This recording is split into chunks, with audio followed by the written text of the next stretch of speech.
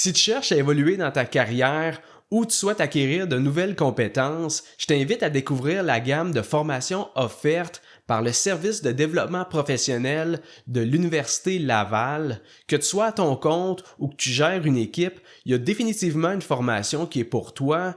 Peu importe ton domaine, les formations sont vraiment conçues pour répondre aux besoins du marché d'aujourd'hui avec des activités qui se font directement en ligne. Donc, que tu sois à Québec, à Montréal ou n'importe où ailleurs, tu peux suivre les formations de l'Université Laval à ton propre rythme et sans avoir à te déplacer. Et si tu es passionné par la finance, c'est clair que tu vas trouver un sujet qui t'intéresse. Par exemple, on parle de finance internationale, d'initiation à la finance personnelle et de planification financière.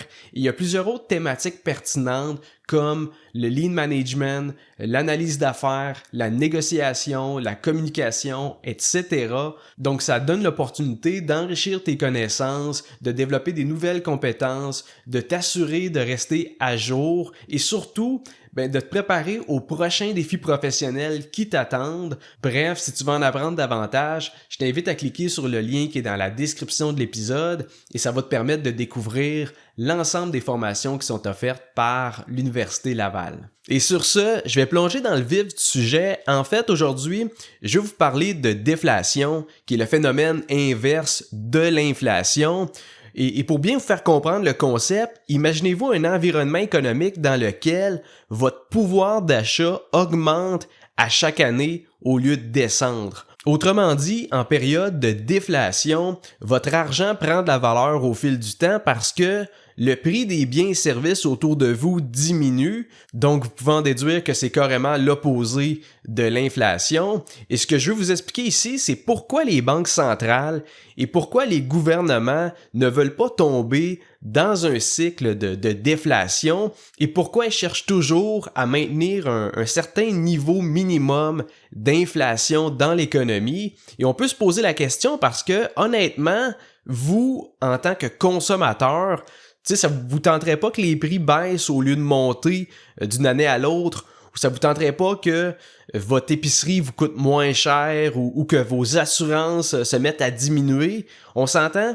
Tout le monde chiale que les prix sont rendus trop élevés, qu'il n'y a plus rien d'abordable pour le travailleur moyen. Donc, pourquoi la Banque du Canada vise encore une fourchette cible entre 1 et 3% d'inflation par année? Et là, avant que je vous donne la réponse, on va jeter un coup d'œil aux plus récentes données de Statistique Canada par rapport à l'indice des prix à la consommation, qui est évidemment l'indice qui mesure l'évolution des prix à travers le pays. Donc, si on regarde du côté de l'IPC, on peut voir que de juin à juillet, les prix ont baissé de 0,2% et ensuite, de juillet à août, les prix ont diminué d'un autre 0,4%. Là, je tiens quand même à préciser que la majorité de cette baisse-là, elle s'explique par la chute importante du prix de l'essence au cours des derniers mois. Et l'autre précision que je veux faire, c'est que même si l'IPC d'un mois à l'autre affiche une diminution depuis 2 mois consécutifs, reste que les prix de beaucoup de biens et services continuent encore de monter. Par exemple,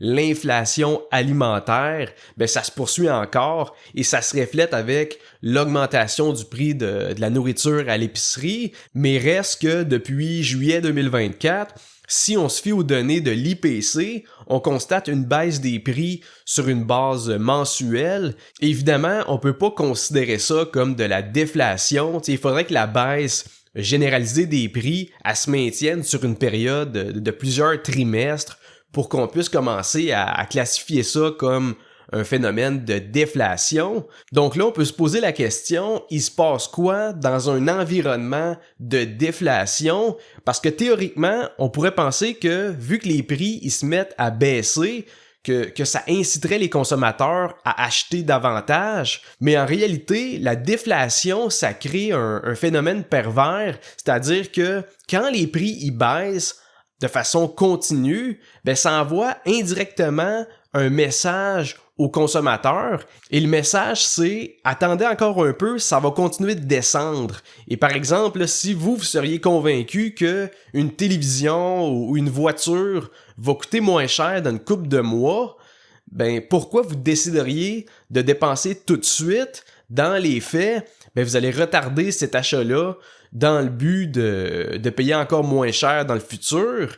Et l'autre point à considérer, c'est que la déflation, ce phénomène-là, ça arrive pas dans un environnement économique qui est stable. Tu sais, règle générale, ça se manifeste quand il y a un ralentissement économique, c'est-à-dire que les entreprises ils coupent dans les salaires, il y a moins d'emplois de disponibles, le taux de chômage est élevé, etc. Bref, les gens se retrouvent avec moins de revenus et ils vivent une certaine inquiétude financière. Donc, au lieu de chercher à dépenser, ils cherchent plutôt à épargner le plus possible. Et un bon exemple de déflation, c'est l'économie du Japon depuis plusieurs décennies. En fait, tout a commencé dans les années 80. La Banque du Japon a décidé d'adopter une politique monétaire très accommodante pour venir stimuler la croissance économique. Autrement dit, ils ont baissé les taux d'intérêt pour rendre l'emprunt très peu coûteux. Et une des raisons pourquoi ils voulaient encourager le monde à emprunter, c'est que le Japon générait énormément de revenus avec ses exportations. Et là, le système bancaire du pays se retrouvait avec beaucoup de liquidités excédentaires. Donc, à ce moment-là, c'est de l'argent que les banques pouvaient prêter. Et ça, ben, ça a amené à une bulle spéculative dans le secteur de l'immobilier, mais également sur les marchés boursiers japonais. Mais rendu à la fin des années 80, la Banque du Japon a commencé à s'inquiéter de la surchauffe économique puis de la spéculation excessive. Donc, à ce moment-là, elle a décidé de remonter les taux d'intérêt pour venir freiner la hausse du prix des actifs. Puis là, quelque part au début des années 1990, la bulle a éclaté et c'est ça qui a conduit les ménages à se concentrer sur le remboursement de leurs dettes plutôt que sur les dépenses et les investissements. Et ce changement de comportement-là, ben, ça a mis de la pression à la baisse sur la demande de biens et services. Et en réponse, ben, les compagnies ont été contraintes de réduire leurs prix pour essayer d'attirer des consommateurs. Et là, depuis ce temps-là, ils vivent dans un environnement économique dans lequel le prix des biens et services diminue ou stagne d'une année à l'autre. Et ça, comme je vous dis, ben, ça a des impacts énormes sur la consommation et les investissements des Japonais. Parce que comme j'expliquais tantôt, quand les prix diminuent constamment dans le temps, ben les gens ils ont tendance à reporter leur achat à plus tard dans l'espoir que ça va être potentiellement moins cher le mois prochain ou l'année prochaine. Et le résultat de cette attitude-là, c'est que la demande diminue, les entreprises n'ont pas de jeu pour augmenter le prix et ça crée un cercle vicieux qui nuit à la croissance économique. Si on se compare au Japon, ben l'inflation modérée au Canada, ça pousse les consommateurs et les entreprises à dépenser aujourd'hui parce que ils savent que s'ils attendent plus tard, normalement, ben ça devrait coûter plus cher. Et c'est un peu ça le rôle de l'inflation au sein de l'économie, c'est-à-dire que avec un peu d'inflation, notre argent perd de la valeur graduellement, donc ça encourage les gens à consommer et à investir au lieu de garder leur cash dans leur compte de banque ou en dessous du matelas. Et c'est pour ça que la Banque du Canada, elle vise un taux d'inflation annuel autour de 2%. En fait, c'est un niveau d'inflation qui leur permet de garder le moteur économique du pays en marche. Ça stimule les consommateurs à dépenser, puis ça pousse le monde à investir, ce qui vient soutenir la croissance du PIB, puis également la solidité du marché de l'emploi, parce que quand les gens consomment, ben les entreprises ils font plus de ventes, donc à ce moment-là, ils sont prêts à plus embaucher, ils vont prendre de l'expansion, ils vont investir dans leur business, et ça, ben ça fait tourner l'économie du pays. Et l'autre chose à considérer, c'est que du côté des finances publiques, ben l'inflation, ça a également des effets positifs, parce qu'en fait, l'inflation, ben ça permet au gouvernement de réduire la valeur de sa dette au fil du temps. Si chaque dollar vaut moins, chaque dollar d'emprunt devient plus facile à rembourser. Donc, c'est un avantage considérable pour un pays qui est fortement endetté. Et l'autre effet bénéfique, c'est que avec la hausse généralisée des prix, puis la hausse des revenus qui est liée à l'inflation, les recettes fiscales qui proviennent des taxes de vente et des impôts, les recettes fiscales augmentent aussi. Bref, l'inflation, c'est avantageux pour le gouvernement. De un, ça permet d'alléger le poids de la dette publique, et de deux, ça fait également augmenter les revenus de l'État sans qu'eux autres y aient à hausser les taxes ou à augmenter les taux d'imposition. Et à l'opposé, la déflation, c'est un cauchemar pour les finances publiques parce que quand les prix baissent globalement, ce qui veut dire que la valeur de l'argent monte, le poids de la dette publique augmente parce que le gouvernement, comme tout autre emprunteur, il doit rembourser ses créanciers avec des dollars qui valent plus qu'avant. Et en plus de ça, en période de déflation, les recettes fiscales du gouvernement, elles diminuent aussi. C'est normal. Les gens achètent moins, les entreprises font moins de profits, donc le gouvernement se retrouve à collecter beaucoup moins de taxes de vente et beaucoup moins d'impôts. Ultimement, c'est pour ça que les banques centrales et les gouvernements préfèrent voir les prix continuellement monter et qui veulent absolument éviter un contexte de déflation. Grosso modo, ils cherchent un certain niveau d'équilibre, c'est-à-dire qu'ils veulent maintenir un taux d'inflation minimal, autour de 2%, mais ils veulent pas non plus que l'inflation se mette à monter trop vite. Depuis 2021, on a pu voir les conséquences d'une augmentation rapide des prix. Quand le coût de la vie grimpe beaucoup plus vite que les salaires des travailleurs, ça vient débalancer les finances des ménages. En fait, la problématique, c'est surtout que les dépenses essentielles, ils coûtent tellement plus cher que ça fait en sorte que beaucoup de monde achète moins de produits et services, ce qui vient affecter les revenus des entreprises, ce qui peut causer des faillites, mais également une hausse considérable du taux de chômage.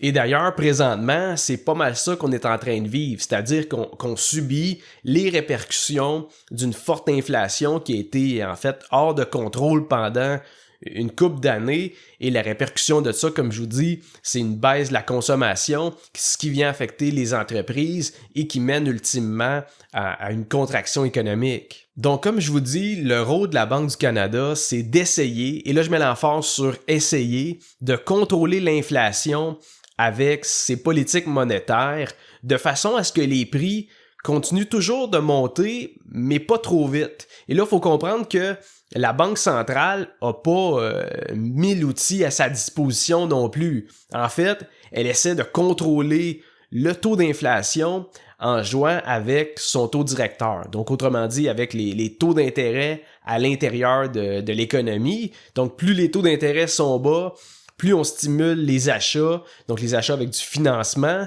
et plus on s'attend à ce qu'il y ait une pression à la hausse sur les prix. Et à l'opposé, plus les taux d'intérêt sont élevés, ce qu'on a connu récemment avec le taux directeur à 5%, à ce moment-là, les consommateurs, ils dépensent moins et les prix devraient à ce moment-là se stabiliser. Par contre, si on freine trop l'économie, et là, certains économistes disent que c'est le cas au Canada, à ce moment-là, on peut amorcer une contraction économique et à ce moment-là, il y a une possibilité que les prix se mettent à baisser durant un certain temps, ce qu'on appelle un phénomène de déflation. Donc ça pour dire que le fait que votre argent perd de la valeur au fil du temps, c'est normal, c'est calculé. En fait, c'est programmé par la Banque centrale. L'objectif, c'est que les prix continuent continuellement de monter.